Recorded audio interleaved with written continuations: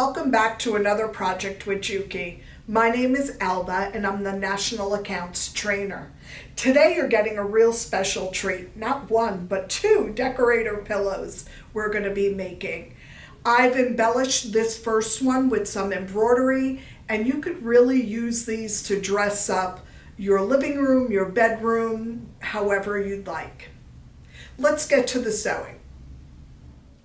Decorator throw pillows are just a great way to really change up the decor of your room without going into huge expense.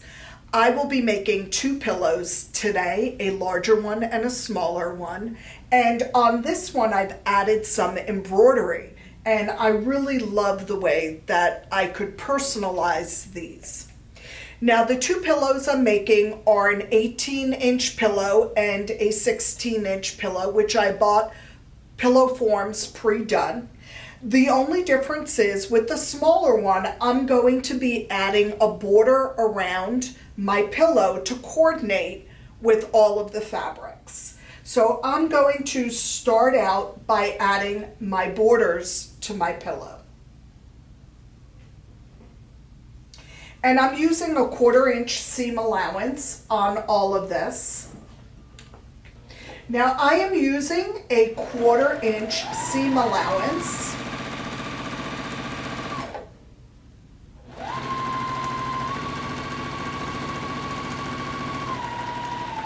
I'm adding a top and bottom border, and then I will do the sides.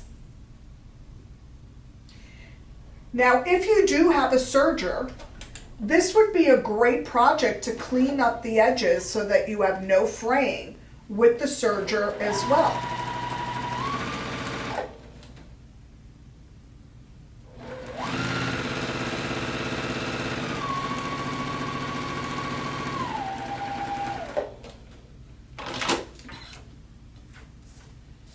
I will be finger pressing my fabrics.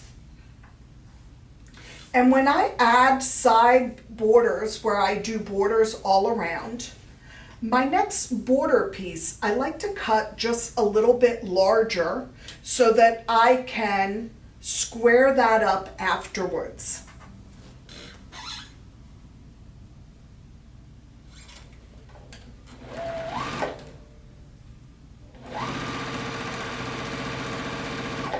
Now, adding the borders to the pillow is completely optional, but when you're doing multiple pillows, it really coordinates everything beautifully.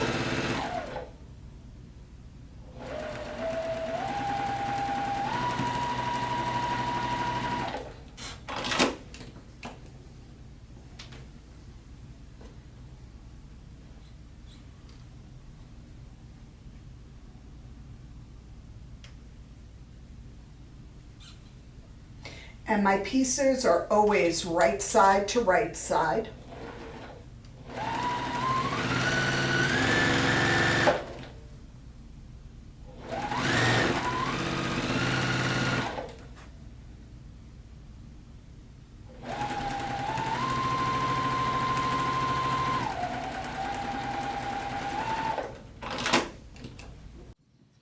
And I love how beautifully just adding that border really accents the embroidery and that whole pillow. Let me press and square up and I'll be right back. I've pressed and squared up my pillow front, and I am now going to do the pillow back. With the pillow back, you want to do the same width as your pillow, adding 3 to 4 inches for an overlap. And when you calculate that out, you also want to calculate for a double hem. And this I have pre-pressed and gotten ready for you. So our first step is hemming our pillow back. It's very helpful to have that ironed and in place. And I am using a contrasting thread so that you could see my stitching lines, but you would want to coordinate your thread to your fabric. When I top stitch, I really like to put the edge of my fold on the inside opening of my foot to give me a nice straight line. And we are going to repeat that for both sides.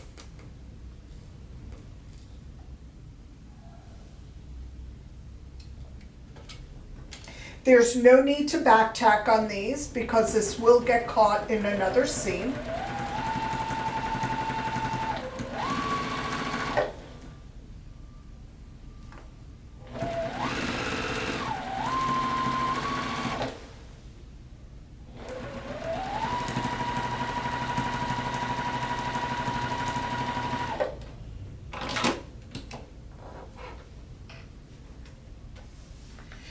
Now with our first pillow, we are going to place right sides to right sides.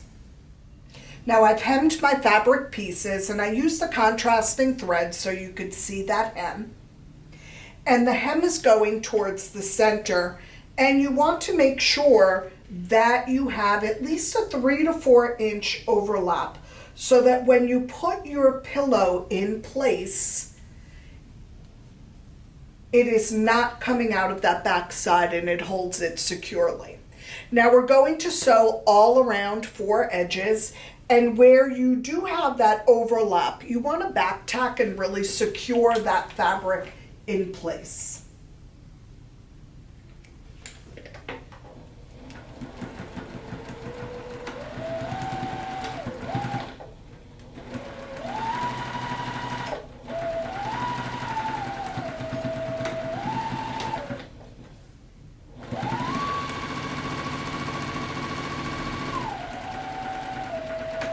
And I'm also back tacking at the corners where there'll be a lot of stress on the fabric.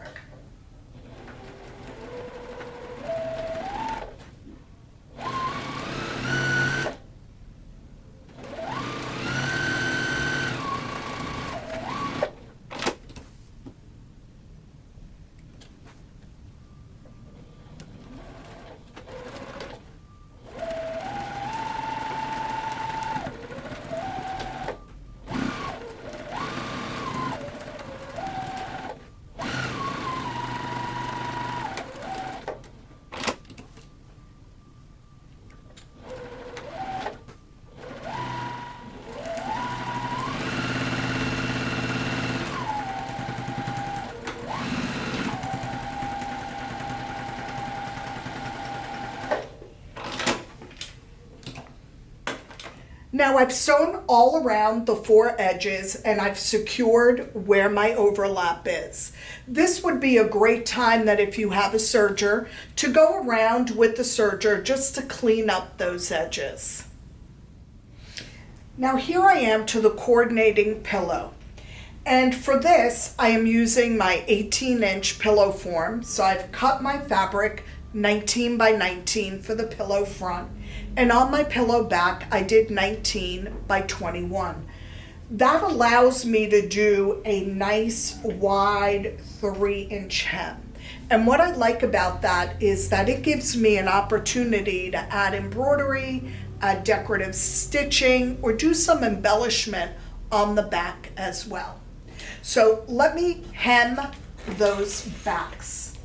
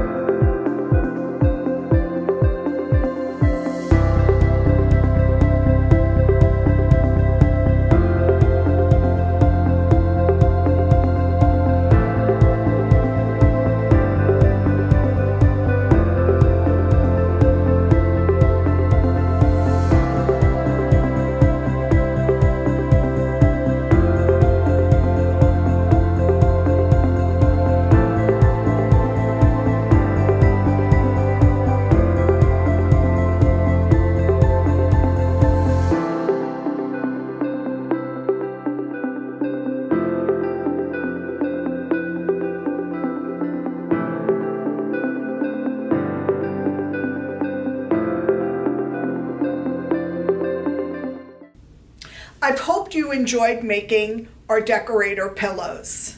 Whether you add embroidery, applique, or even piecework to the center of this, it's a great way to embellish and really customize your home. Until next time, bye-bye.